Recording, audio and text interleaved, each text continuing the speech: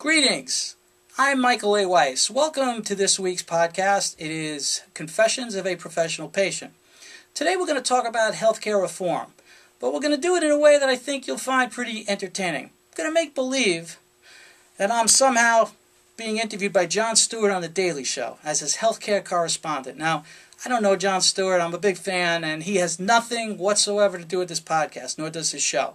But I want to do this to point out how ridiculous the situation is with the Republicans and the Democrats. So the title of this episode is called Healthcare Reform, The Daily Show with Jon Stewart and John Belushi. What do they have in common? Ladies and gentlemen, our first report tonight is going to be from our new healthcare correspondent, Michael A. Weiss. We sent Michael down to Washington, D.C. to find out about healthcare reform, repeal, maybe even a little bit about Animal House. I don't know. Let's see how this turns out. Michael? Hey, it's great to be back. I don't know how much I learned, but it was like going back to kindergarten. I'll explain in a second.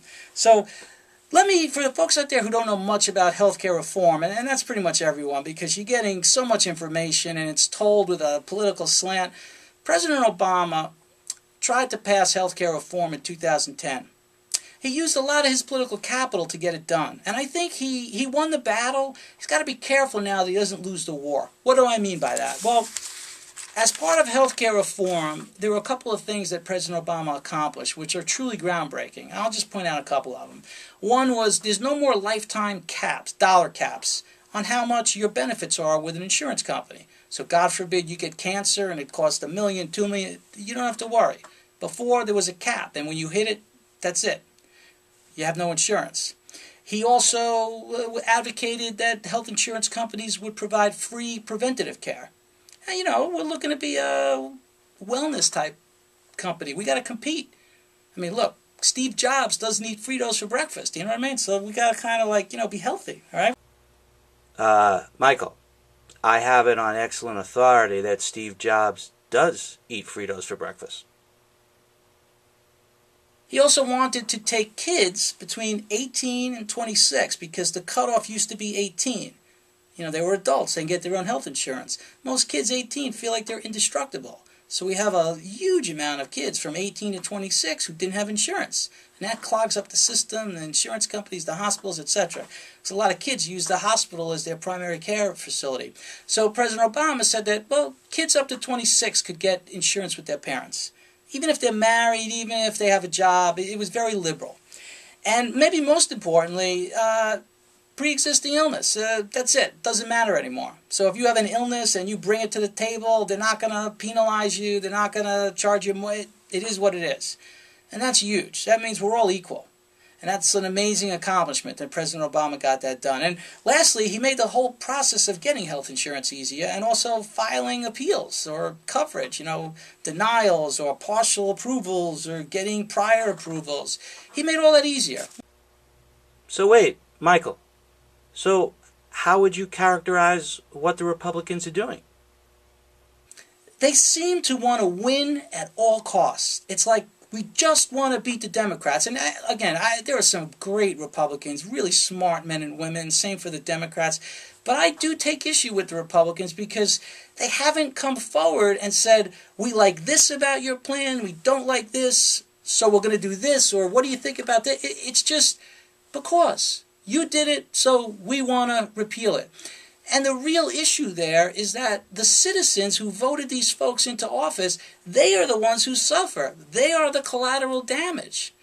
Because these folks have chronic illnesses, they have pre-existing illnesses, they have illnesses that are about to hit that cap. They don't know if ObamaCare is in or it's out. They know that the Republicans are trying to repeal it.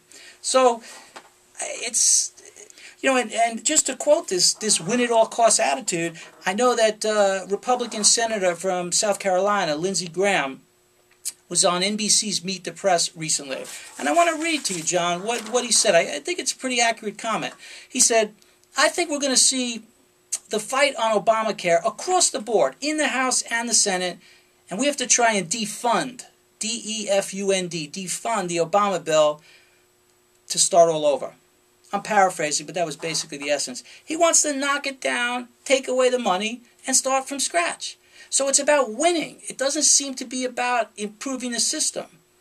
And with so many smart people in the Republican Party and the Democratic Party, that's not good enough. It's not.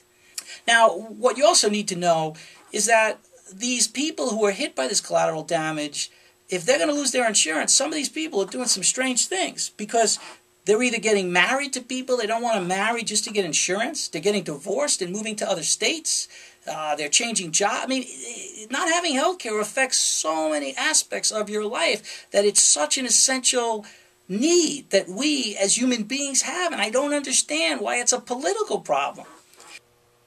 Okay, Michael, but don't the Democrats want to win at all costs? I'd say, John, you're right. They do want to win at all costs, but the Republicans want to repeal what's already there. It's like there's a big apartment building that's brand new. They're going to knock it down just because they didn't build it. They don't want to renovate it. And in fact, on January 31st, 2011, only a couple of days ago, I think it was 26 states went to court and challenged ObamaCare, saying it was unconstitutional under the Commerce Clause, and they won. No one knows what this means, though. It's very high-end law. Now, I'm a trained attorney, as I think you know. I think that's why I got this gig, right? Oh, yeah. That's right. I forgot you were a lawyer. When you're done with this healthcare reform thing, I got some parking tickets. So, all right. Go back to healthcare. What else do you got? Anyways, I'm a trained attorney, and I don't really understand how this is going to be resolved, but I will tell you this. This is where I find fault with the Democrats, because they have a million lawyers there. You'd have to think that they would anticipate this court challenge. They had to know. So the Democrats should have went to the Republicans and said, listen, our bill was done kind of quick. It's got some problems. It could use some help. Smart women, smart men, let's see what you think. Oh, don't like that idea, but maybe. And then after 6 months, put them in a room, come out with a bill. It didn't happen. So now I blame the Democrats. I don't understand why it didn't happen. So I'm trying to understand how the Democrats could do nothing and know that something was going to happen and it was just going to mess everything up. So I started thinking about deep thinkers of our time, and then I got it. I went back to Faber College. Did you really just say Faber College? From Animal House? That's right. I know what you're gonna... I know. John Bluto Blutarski. Because the Democrats were saying, but no, we're not talking to you. It's our bill. But no, we don't care what you say. But no, talk to the hand. Forget it. Really? Well, yeah, I'm a movie guy. I'm trying to make this entertaining.